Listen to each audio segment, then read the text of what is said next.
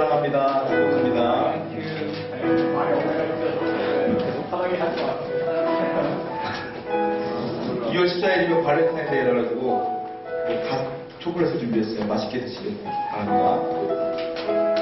자, 광고 말씀드릴게요. 주보 주의편을 보면 광고가 잘 나와 있습니다. 먼저 소개해드릴 분이 있는데요. 우리 교회에 오늘 처음 나오신 분이 계셔요. 우리 김영광 형제 친구라고 하는데요. 정송현 자매님이 새로 오셨거든요. 우리 그냥 가만히 계시면 박수 하나 할게요. 자, 쳐다보시고 박수. 반갑습니다. 자, 광고 할게요. 세원은교회 다음 카페가 있는 건 아시죠? 다음에 카페가 있어요. 그 카페 가서 세원은교회라고 치시면 카페가 나오거든요. 거기에 설교 영상이 업데이트가 돼요. 보시고 여러분들 주위 사람들에게 소개해 주셨으면 좋겠습니다. 2012년도 성령 통독 중입니다. 이번 주도 열심히 읽었으면 좋겠는데 조금씩 붓기 시작합니다. 지난번 스티커 좀 커가지고요. 하트 스티커를 조그만 걸 준비했으니까 그거를 좀 준비해서 여러분들 잘 붙여줬으면 좋겠고요. 그리고 오늘 예배 후에 점심 먹기 전에 전도를 나갔다가 들어와서 점심을 먹기 원해요. 기도하고 잠깐 간단하게 전도하고 올 거니까 여러분 부담 갖지 마시고 1인당 한 2개, 3개 정도만 전도지를 돌리고 들어오면 되겠어요. 갑자기 뛰쳐나오고 싶은가요? 그러지 마시고 다 같이 함께 모여서 우리 교회가 세워지는 목적 중에 하나가 열방을 축하하는 거 아닙니까? 영혼을 구원하는 거기 때문에 여러분들 좀 각오를 가졌으면 좋겠어요. 그 영혼들을 향하여 함께 나갔으면 좋겠습니다. 그리고 3월 한 달간 금요회복 기도 시간에 영성 집회를 개최하려고 해요. 아직 타이틀을 제가 머릿속으로만 준비해서 타이틀 아직 안 만들었는데 다음 주쯤에 타이틀 나올 것 같아요. 그러니까 4주, 5주가 있는데 우리가 3월 한 달간 계속 뜨겁게 집회하는 시간을 가지려고 합니다. 그냥 같이 앉아서 개인기도 하는 것보다도 제가 기도인들 계속 하면서 같이 여러분이 안수도 하고 기적과 이적을 체험하는 시간이 되었으면 좋겠어요. 주일 오는 10시에 중보 기도회가 있습니다. 여러분들 관심 있는 분들은 조금 일찍 오셔서 예배를 위한 중보 기도회에 참여해 주셨으면 좋겠습니다. 목장 모임에 열심을 내주시기 바라고요. 교회 청소 잘 보시고 특별히 기도 담당자하고 주보 가운데를 보시면 청소 그리고 헌금위원들 안내위원이 다 나와 있거든요. 확인해 보시고 여러분들이 잊지 않고 내 담당에는 꼭 책임을 지셨으면 좋겠어요. 그리고 주보 2페이지 하반절을 보면 거기 세원교회 중보기도 제목을 써놨어요. 우리 김인혜 자매가 고3이 되어 이제 3월이면 그래서 여러분들이 1년 내내 기도를 해주셨으면 좋겠어요. 지혜를 주시고 지치지 않도록. 고3을 다 지내봤기 때문에 여러분들 얼마나 힘든 줄 알잖아요. 여러분들이 중국에도 보시면 좋겠고, 그리고 최고비자매가 지금 해외 출타 중이에요. 여러분들 안전을 위해서 기도해 주셨으면 좋겠고, 그리고 중보기도 제목이 나오니까 보고 기도해 주셨으면 좋겠습니다. 우리 다 같이 이 시간에 성경 말씀을 함께 보도록 하겠습니다. 오늘 본문 말씀은 로마서 3장 1절부터 18절까지예요. 로마서 3장 1절부터 18절까지 말씀을 함께 찾아보시고 우리 14, 15, 16, 17, 18까지만 읽고 나머지는 우리 설교 중에 다시 한번 읽어봤으면 좋겠어요. 14절부터 18절까지 한번 읽을게요. 로마서 3장 14절부터 18절까지입니다. 우리 그냥 같이 통독합니다. 같이 읽습니다. 같이 통독합니다. 시작. 그 입에는 저주와 악독이 가득하고 그 발은 피 흘리는 데 빠른 자 파멸과 고생이 그 길에 있어 평강에 이르지 못하고 그들의 눈앞에 하나님을 두려워함이 없느니라 함과 같으니라. 아멘. 기도합니다. 걸어가신 아버지 하나님 진심으로 감사드립니다. 오늘 예배 현장에 하나님의 임재가 나타나길 원합니다. 예배가 예배다워지려면 하나님의 임재하심이 있어야만 합니다. 하나님의 임재하심이 없으면 예배가 아님을 합니다. 그러게 하나님의 성령의 임재를 구하오니 오늘 예배하는 백성들 머리 위에 임재하시고 기름 부으셔서 예배가 마쳤을 때 마음이 평안해지고 기뻐하며 치유가 일어나는 역사가 나타날 수 있도록 도와주시옵소서. 이제 말씀을 듣습니다. 치유의 말씀이 되게 하시고 결단의 말씀이 되게 하시고 위로의 말씀이 될 수 있도록 하나님이 역사하여 주시옵소서. 감사합니다. 이 모든 말씀 예수 그리스도 이름으로 기도드렸사옵나이다. 아멘. 자, 본문 보시면 오늘 3장 1절부터 18절까지의 말씀이에요. 제가 로마서를 처음 선택을 했을 때 기대를 굉장히 많이 했어요. 야, 믿음에 관한 하나님 위로의 말씀들이 쏟아지겠구나 라고 했는데 1장부터 시작된 이 로마서의 말씀은 제 예상과는 전혀 다르게 죄에 관한 말씀만 계속 나오기 시작합니다. 여러분들 정지하고 있어요. 제가 설교로 죄 3장은 또 어떨까 고민하며 또 묵상해봤습니다만 역시 죄에 관한 말씀을 총망라한 말씀이 나옵니다.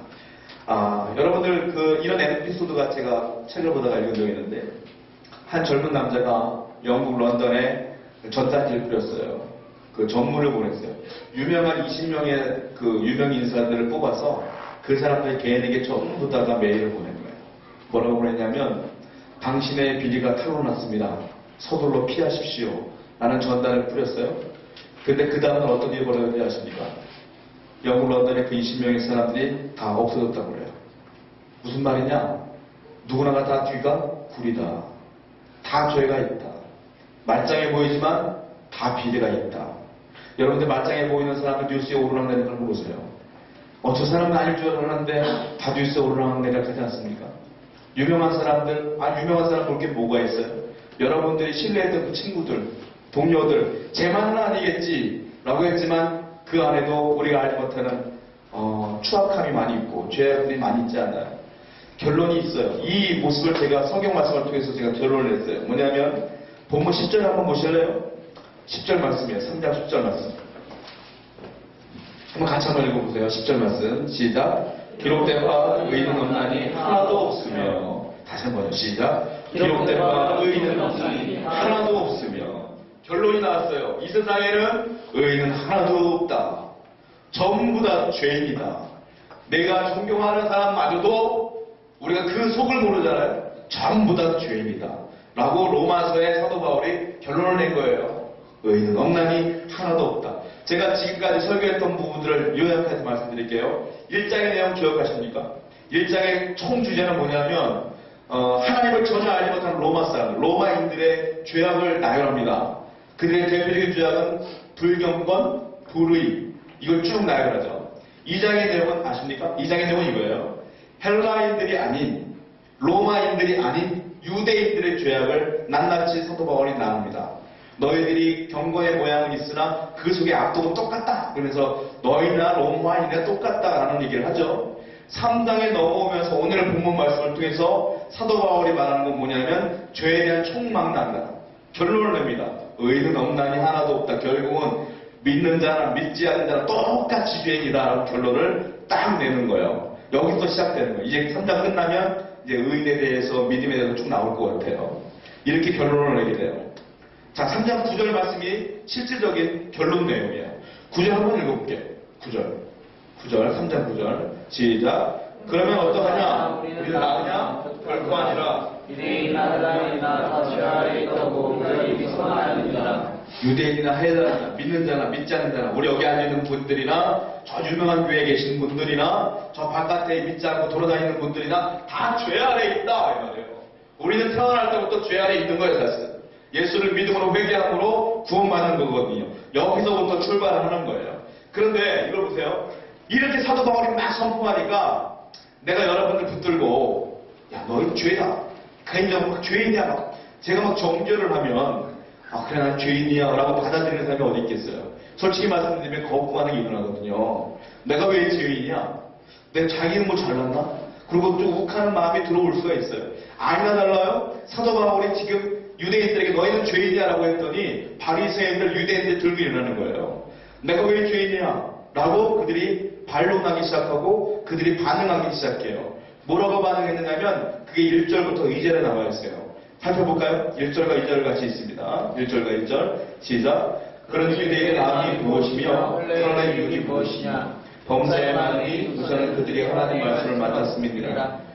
유대인들이 반론하는 거예요. 우리가 왜 죄인입니까?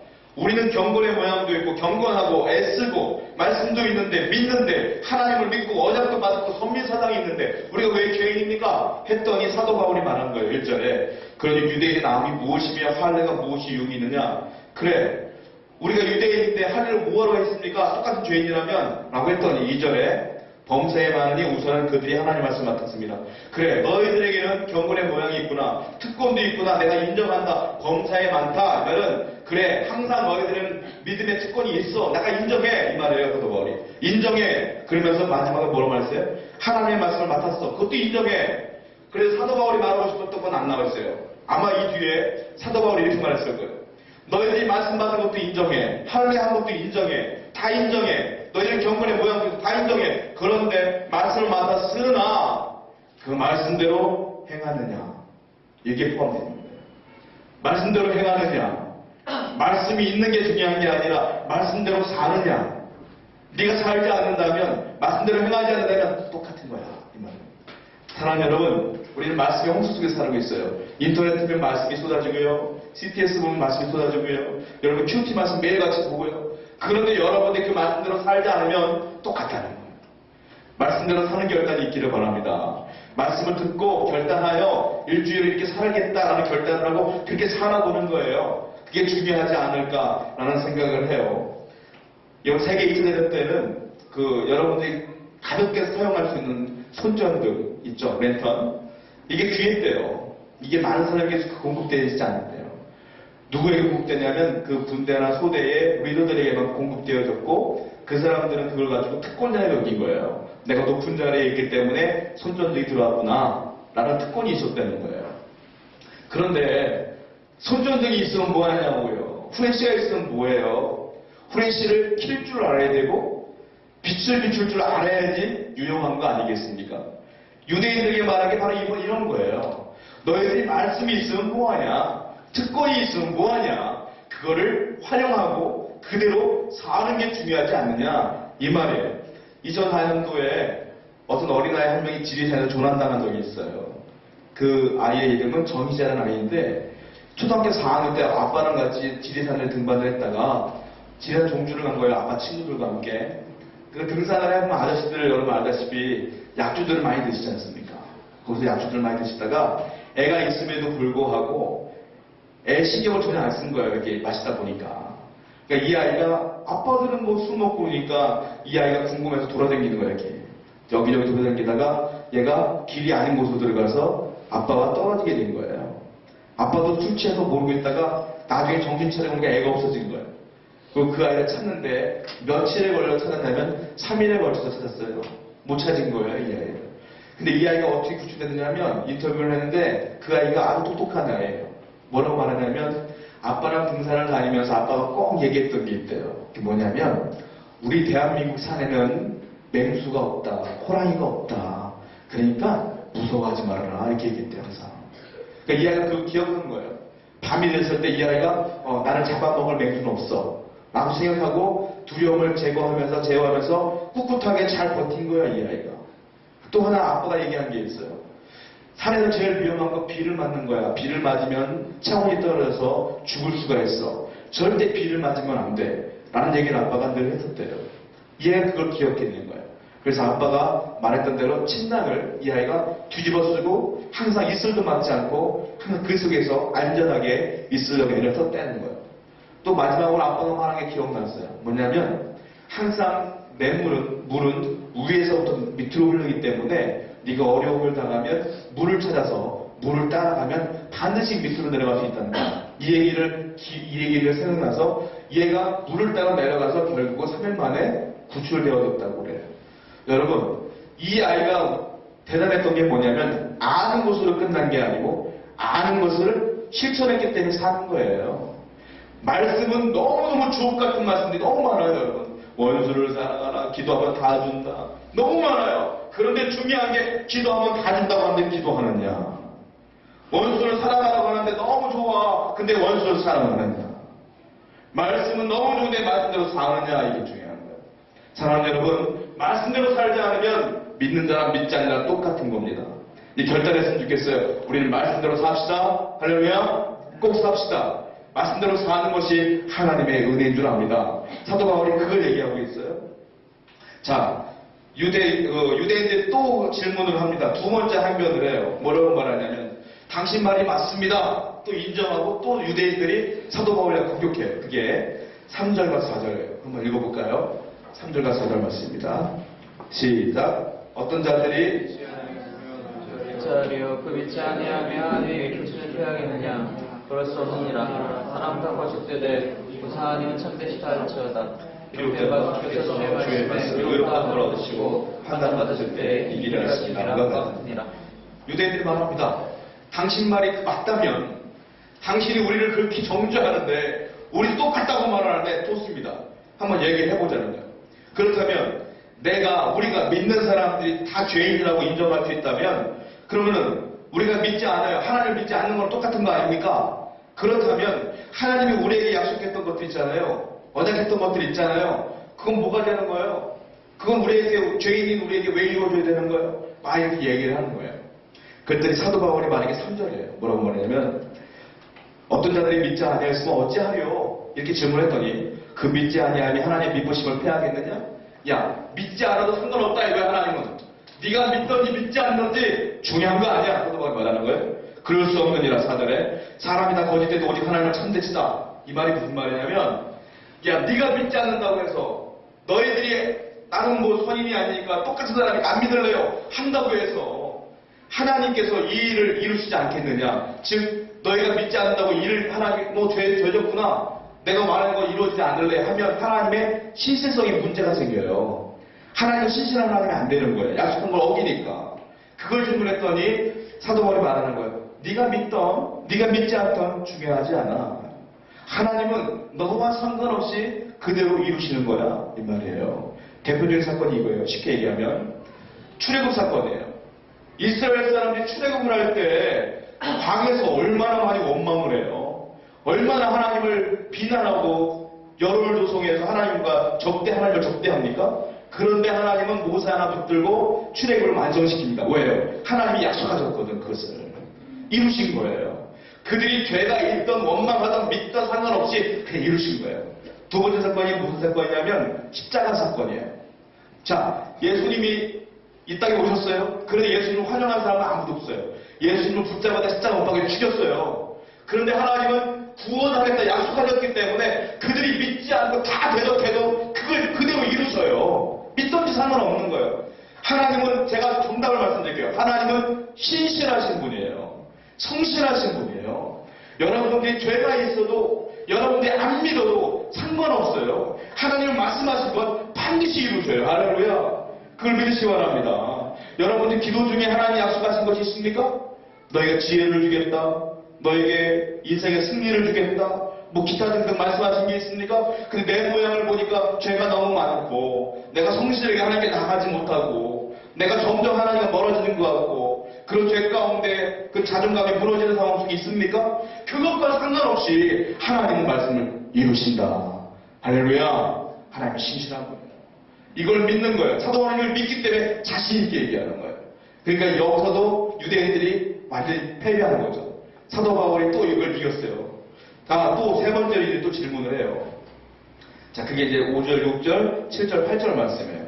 읽어봅시다. 5, 6, 7, 8. 시작. 그러나 우리가 하나님의 의를 드러나게 하며 무슨 말하리요? 내가 사람의 말하는 대로 말하노니 진노를 지으신 하나님이 불의하시나 결코 그렇지 아니하니라. 그러나 하나님께서 진상을 나타나시리요. 그러나 나의 거짓말로 하나님의 참되심이 더 풍성하여 그 영광이 되었다면 어찌 내가 죄인처럼 심판을 받으리요? 또는 그러면 선을 이루기 위하여 악을 행하지 하지 않겠느냐? 어떤 이들이 이렇게 비방하여 우리가 이런 말을 한다고 하니 그들은 정죄받는 것이 마땅하니라. 자, 여기서 또 꼬투리를 잡아요, 유대인들. 뭐라고 하냐면 그렇습니다. 그러면 죄를 지었던 믿지 않던 상관없이 하나님의 말씀을 이루신다면 그러면 우리가 막 살아도 되겠네요? 우리가 죄 지은 거 회개 안 해도 되겠네요? 우리 그냥 거룩하지 않게 살면 되겠네요? 라고 질문을 했어요. 그때 5절 말씀부터 사도 바울이 얘기하는 거예요. 불의가 하나님의 의를 드러나게 하면 나의 불의가 하나님의 신실함과 성실함을 드러내는 것이라면 유대인들이 질문한 거예요. 우리가 무슨 말 하겠습니까? 내가 하나님 말하노니 진노를 내신 하나님 불의하시냐? 또 물어봐요. 사도 바울이. 그러면서 결국 그렇지 아니하니라 쭉 얘기하죠. 이 내용이 무슨 말이냐면 쉽게 말하면 이거예요. 유대인들이 말한 건 그러면 우리가 죄를 지어도 정당하다 이거예요. 하나님과 상관없이 일하니까 그럼 우리 죄를 지어도 되겠네요? 불의도 되겠네요? 사도 바울이 말하는 거예요. 아니다. 그건 아니다. 왜냐하면 자, 하나님은 너의 믿음과 상관없이 일하시고 너의 불의와 상관없이 일하신다. 그러나 너희가 죄를 함부로 질 수는 없다. 그 이유를 제가 설명해 드릴게요. 여러분들 통일교나 이런 데 이단들과 한번 대화해 본 적 있어요? 저는 저를 전도한 이단과 대화를 해본 적이 있어요. 몰몬교도 대화해 본 적이 있고요. 예전에 통일교 신자하고 대화해 본 적이 있어요. 그들이 나한테 뭐라고 말하냐면, 통일교회는 예수 그리스도가 없어요. 그들의 교리는 문선명이에요. 알다시피. 그러니까 예수 그리스도의 그 십자가 사건을 그들이 논리적으로 깨부숴야지만 그들의 논리가 성립되어져요. 그러니까 나한테 그 십자가 얘기를 하더라고요. 자, 예수님을 팔아넘긴 사람이 누굽니까? 물어봐요. 가룟유다입니다. 모른 척하고 대답했어요. 그렇죠? 그러면 가룟유다가 근본적으로 따지면 그 십자가 구원을 이루기 위해서 쓰임받은 거 아닙니까? 그럼 가룟유다는 의인인 거잖아요. 근데 왜 기독교는 가룟유다를 왜 정죄하고 나쁜 사람으로 치부합니까? 라고 얘기하더라고요. 말 같지 않아서 그냥 집에 갔어요. 버스 타고. 자, 이런 거예요. 뭐냐면 궤변을 누르는 거예요. 한마디로. 궤변이야 이거는. 가룟유다 예수님을 십자가에 넘김으로 십자가 사건이 완성됐다. 그러므로 가룟유다는 의롭게 칭송받아야 된다. 이건 궤변인 거예요. 하나님은 어떤 사건과 상관없이 십자가 사건이 이루려고 계획이 있었기 때문에 이루어진 거고, 자, 가룟유다의 이 죄는 의로운 게 아니잖아요. 어떻게 보면 무엇이든지 간에 정당화 될 수 없는 거예요. 또 쉽게 얘기해 줄게요. 제가 설교를 하는데 설교가 마음에 안 들어. 제 설교가 자기 상상과 맞지 않아. 그 준현이가 튀어나와서 날 때렸어. 여기를 팍 때렸어. 제가 또 되게 그 은혜로운 사람이라, 마음이 넓은 사람이라 맞으면서도 굳건하게 앉으세요. 앉으세요. 예배 후에 말합시다. 그리고 저는 설교를 막 했어요. 은혜롭게 얘기해 성도들은 감명받는 거예요. 야, 우리 목사 대단하시다. 맞고서도 저렇게 설교할 수 있다니. 그러면서 저는 의로운 게 있어요. 내가 이걸 이김으로써 성숙해지고 성도들한테 인정받고 은혜로워진다. 그런데 중요한 게, 그렇다고 해서 우리 준영이의 죄가 없어집니까? 이상한 애잖아요. 정당화될 수 없는 거잖아요. 이 비슷한 거예요 이게. 죄송합니다. 이렇게 파장이 될 줄 몰랐는데. 어쨌든 이런 얘기인 거예요. 유대인들 우리 죄도 되겠네요.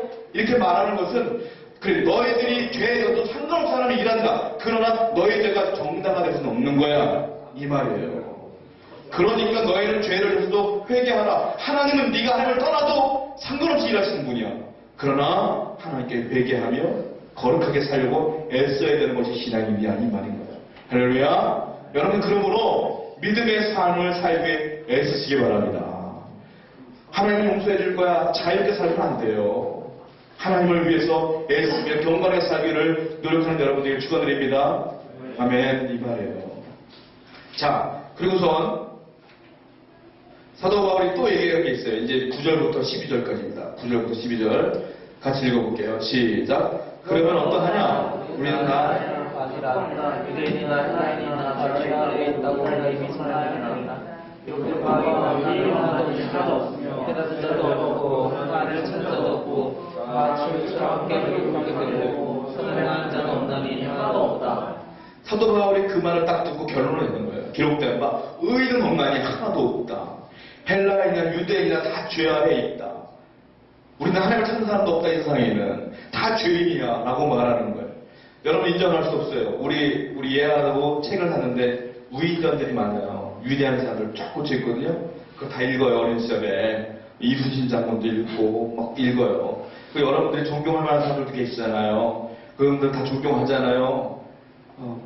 그런데 중요한 건 사도 바울과 성령에 의하면 그 위대한 사람들도 죄인이다라는 거예요. 여러분들이 알지 못한 죄들이 많다. 이거예요, 결국. 중세기에는 그 우상을 말할 때 세 가지의 우상을 말했어요. 뭐냐면 의인, 그리고 위인, 그리고 성자. 우리가 볼 때 의인, 위인, 성자 대단한 사람들이잖아요. 근데 그 우상 취급했다고요. 그러니까 철학자들, 중세 철학자들 가운데에 뭐 진리를 찾아 헤매는 사람도 있어요. 사람들이 볼 때 위대, 야, 먹는 거 신경 쓰지 않고 진리를 향해 애쓰는 그 모습 존경스럽다. 하나님을 찾는 거야, 막. 그래서 위대해 보이잖아요. 근데 그것을 가지고 사도 바울이 말하는 거예요. 그것도 의인도, 위인도, 성자도, 구도자도 다 죄인이다. 그런데 누가 반박할 수 있죠. 아니, 그 사람들이 죄인이에요? 어떻게 말할 수 있어요? 여기도 신학자 칼바르트가 말합니다. 또 칼바르트가. 철학자, 진리를 찾는 철학자, 진리를 찾는 신학자, 진리를 찾는 목회자, 여러분이 존경할 만한 게 없는 거예요. 왜냐하면 결국 철학자가 진리를 찾는다는 건 어떤 뜻이냐면 내 머리가 충족될 만한 걸 찾는 거야, 한마디로. 결국 그도 우상이다. 이거예요. 하나님을 찾는다고 말하지만 허울뿐이고 결국은 내가 논리적으로 인정할 만한 것들을 찾아 헤매는 것이다. 결국 그도 우상이다라고 칼바르트가 말하고 있어요. 파스칼은 말합니다. 나는 믿지 않는 세 가지가 있다. 뭐냐? 의인, 우인, 성자. 나는 세 가지를 믿지 않는다. 왜냐? 이 세상에는 의인도 없고 성자도 없고 위인도 없고 오로지 죄인만 있기 때문이다. 라고 말했어요. 여러분들이 죄인인 걸 인정하는 순간 은혜가 있는 거지. 내가 왜 죄인이야 하는 사람은 은혜도 없고 구원도 없고 거기서 내가 교회를 다니고 있지만 하나님의 성령도 경험할 수 없는 거예요. 여러분들에게 왜 회개, 죄 해결을 왜 하냐면 내가 은혜를 받기 위해서는 가장 먼저 해결해야 될 것은 죄의 문제예요. 죄. 내가 죄인인 걸 인정할 때 하나님의 은혜가 들어가기 시작하는 거거든요. 할렐루야. 그럼 여러분들은 매주 와서 해야 될 게 뭐냐면 나는 일주일 동안 죄인으로 살았습니다 라고 인정하고 고백할 때 은혜가 있는 거지. 하나님 나는 떳떳해요라고 말하는 사람에게 은혜가 없어요. 그러므로 여러분들은 항상 죄 고백을 하며 나아가길 원해요. 여러분들 알다시피 위대한 사람들 가운데 슈바이처 박사가 있어요. 슈바이처 박사, 아프리카의 성자라 불리는 사람인데 노벨 평화상도 받으셨고 그리고 그분의 좋은 명만 뽑아서 만든 위인전들이 많잖아요. 슈바이처가 크리스찬이었다. 하나님을 잘 섬겼고 사랑으로 아프리카 사람들 대했다 라고들 말하는데 그 뒤에 있는 전기들도 있어. 그 사람이 좋지 않은 면들을 뽑아서 또 쓴 책들이 있어요. 거기에 뭐라고 써있지 않습니까? 그런 진료를 할 때 슈바이처 박사가 아프리카 사람들 진료할 때 무시하고 맹수적으로 대했다. 그런 얘기도 있고요. 또 반유대적인 사상을 갖고 있었기 때문에 유대인들을 싫어했고 반성서적이며 그리고 하나님 예술들을 부인하는 사람이었다라는 위인전도 있어요. 슈바이처 박사가 양면을 갖고 있는 사람이란 말이에요. 혹시 아세요? 그런 책들을 읽어보셨나요? 우리 많은 기독교인들은 기독교인이 없고 앞에 좋은 면만 딱 드러내고 그 은혜 받으려고 하는데 그렇지 않다. 그렇게 위대한 사람도 죄인이었어요. 월트 디즈니 제가 설교 때 몇 번 썼어요. 비전을 가져라 월트 디즈니처럼 이렇게 얘기했는데 저도 좋은 면만 뽑으라고 쓴 거예요. 사실은 월트 디즈니 같은 경우는 어떤 사람이냐면 좋은 거죠. 디즈니랜드를 만들고 비전을 갖고 꿈을 갖고 또 하나님 믿는 사람이었고 근데 뒤에서 마크 엘리엇이라는 사람이 뭐라고 썼냐면 이 사람은 숨겨놓은 FBI였다. 다른 사람들의 허물을 잡아다가 FBI에 구하는 사람이었고 항상 알코올과 함께 있으면서 알코올 중독자로서 삶을 살았던 사람이다. 라고 하는 이야기도 있어요. 록펠러 11조 세계에서 제일 많이 하는 사람, 돈 제일 많이 번 사람.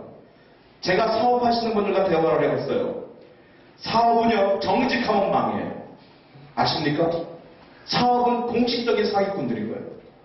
거짓말하고 냉겨 먹어야 돈 버는 거예요. 사실은 예수 믿는 믿음으로 사업을 했던 분들 다 망하는 걸 봤어요. 제가. 그래서 어려워하고 힘겨워하는 걸 봤어요. 세상에는 사업하여 승리한 사람들과 뒤쳐져요. 이랜드 위대해 보이죠? 그러나 그분들도 문제가 많잖아요. 록펠러 11조 많이 보냈죠. 그분들이 그 돈 많이 벌기 위해서 그 하청업체나 그 사람들 부려먹은 건 여러분 아십니까? 어떻게 부려먹었는지.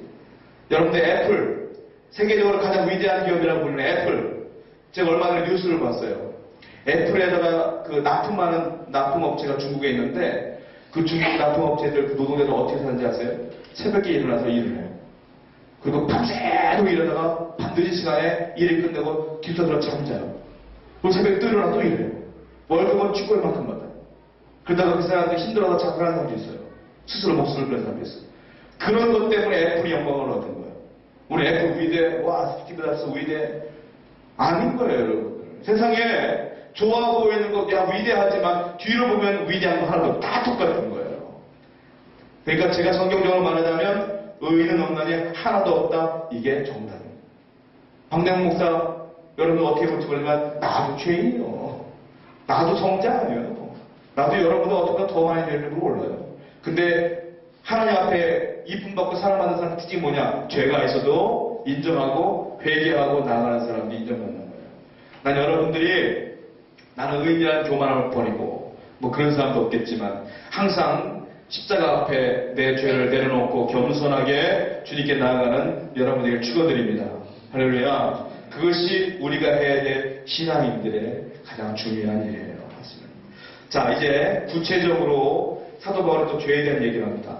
그게 오늘 13, 14, 15, 16, 17절이에요. 한번 읽어보겠습니다. 시작. 그들은 영원히 열린 무덤이요 헤로는 속임을 일삼으며 그 입술에는 독사의 독이 있고 그 입에는 저주와 악독이 가득하고 그 발은 피 흘리는 파리처럼 파멸과 그 교식이 그 길에 있어 그 길을 알지 못하였고.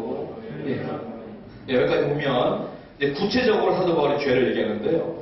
제일 먼저 13절에 보면 그들의 목구멍은 열린 무덤이에요. 그 혀로는 속임을 일삼으며 그 입술에는 독사의 독이 있고, 가장 많이 짓는 죄 중에 하나가 뭐냐면 입으로 짓는 죄. 입으로 뭐라고 써있어요? 목구멍은 열린 무덤이다, 이렇게 표현을 하고 있어요. 이렇게 표현한 이유가 뭐냐면 중동지방은 우리나라는 무덤 같은 경우가 땅을 파서 관을 넣고 흙으로 매장을 하지 않습니까? 근데 중동지방은 그렇게 매장하는 것이 아니라 굴에다가 관을 넣고 돌로 막아요. 그러니까 예수님 부활하셨을 때에 그 돌무덤을 누가 옮겨놨다 이런 말 있잖아요. 그러니까 돌무덤을 보는 거예요. 자, 대한민국보다 중동 땅이 훨씬 더 덥습니다. 시체가 훨씬 더 빨리 부패합니다. 그러니까 땅을 묻는 것도 아니고 돌에 돌 가지고 딱 입구를 만들어놨는데, 그게 아무리 정확하다 할지라도 틈이 있잖아요. 이렇게 틈에서 시체 썩는 악취가 흘러나온단 말이에요. 흘러나와. 그 악취가 얼마나 더럽고 사람들로 하여금 얼마나 불쾌하게 만들겠어요. 그래서 사도 바울이 그렇게 표현하는 거예요. 그들의 목구멍은 열린 무덤이다. 무덤이 열렸어. 얼마나 악취가 나고 얼마나 사람들에게 괴로움을 주겠어요. 즉 사람들이 많은 죄를 짓는데 입으로 짓는다. 죄를 악취가 난다. 입으로 짓는 죄, 한마디로 말 조심해라. 말 조심. 세계에서 가장 거짓말을 잘하는 사람 대우가 있었대요. 근데 1등이 누구냐면 나는 거짓말을 한 번도 해본 적이 없습니다 라고 말했던 사람이 1등 했대요. 근데 97년도에 이 사람들 20명을 놓고서 조사를 해봤어요. 무슨 거짓말을 제일 많이 하는가. 자, 시작했는데 제일 먼저 많이 거짓말하는 게 뭐냐면 차가 막혀서요. 이거 거짓말을 지금 많이 했대요. 우리도 특히 늦으면 우리 맨날 그래. 차가 막혀서 준비하는데 뭘 만나서 차가 막혀서 지하철 늦게 와서 기타 등등. 사람이 하루에 거짓말하는 게 우리도 모르는 사이에 한 200번 정도 거짓말한다 그래요. 그리고 8분에 한 번꼴로 다 거짓말을 한대요. 거짓말을 제일 많이 하는 사람은 누구냐면 정치인, 언론인, 그리고 심리학자들도 거짓말을 많이 한대요. 이 사람 죽을 것 같은데 내가 보니 진전이 하나도 안 되는데 잘 되고 있어요. 이런 거짓말. 그래서 그 조사한 사람이 결론 낸 게 뭐냐면, 만약에 모든 사람들이 진리만 얘기한다면, 진실만 얘기한다면 이 세상은 정말로 괴로울 것 같다라고 했어요. 이쁘지 않아도 이뻐요 하면 기분 좋잖아요. 근데 이쁘지 않아도 정말 그렇게 희한하게 생겼어요. 이렇게 얘기하면 정말 충격이잖아요. 생각나는 대로 똑같이 얘기하면 힘들 것 같아요. 그만큼 사람들은 겉으로는 이렇게 거짓말들을 많이 하며 나가요. 제가 근데 설교자가 설교를 잘 알거든요. 부목사 할 때 설교를 내가 진짜 못했어. 막 외우는데 버벅거리고 막 그런 적이 있어. 나가잖아요. 할머니 권사님들이 위로한답시고 목사님 은혜 많이 받았어 이렇게 얘기하면 난 거짓말인 줄 알거든. 그거 너무 괴로워. 근데 만약 솔직히 목사님 설교 왜 그따위예요? 이렇게 말하면 더 힘들었을 것 같아. 그러니까 사람들은 다 그렇게 거짓말해요. 사회생활 하시다 보면 알잖아요. 상사 보면은 존경한다고 그러고 상사가 말하는 거 순종하는 척하고 그러잖아요. 그런 거예요. 사람은 다 거짓말하면서 살아요. 그런데 그거 아세요? 사람들은 거짓말뿐만 아니고 입으로 사람들을 죽이기도 해요. 비난하고 비판하며 없는 얘기 만들어내면서. 예수 믿는 사람들이 가장 조심해야 될 것 중에 하나가 말 조심해야 돼요. 할렐루야. 우리는 하나의 복음만을 증거하는 선한 입술이 되기를 축원드립니다.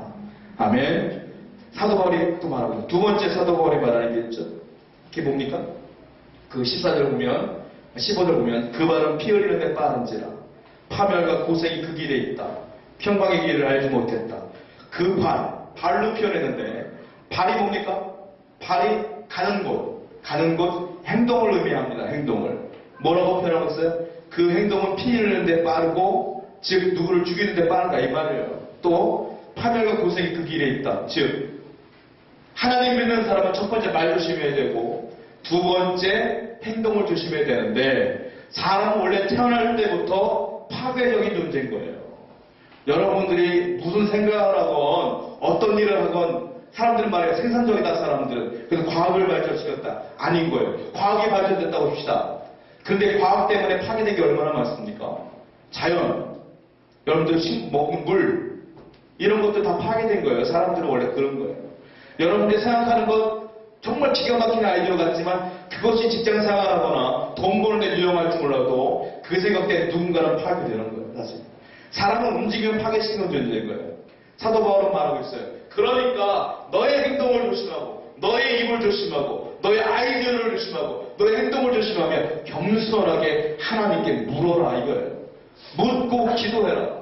그리고 하나님께서 원하시는 대로 가는 것이 우리가 성실하고 은혜로운 삶이지 내가 원하는 대로 가면 파괴될 뿐인 거예요. 내가 움직일 때마다 누구 막 쓰러지는 거야. 내가 말 한마디로 상처 입고 나는 상처 주지도 몰라. 그 사람은 상처 입고 몇 년씩 가고 힘들어지고 우린 몰라요. 여러분들은 그런 존재라는 거예요. 원래는. 그러므로 우리는 믿음으로 은혜 받고 많은 사람에게 위로를 주는 존재가 되어야 될 줄 믿습니다. 이 사도 바울이 말하고 있어요. 마지막으로 사도 바울이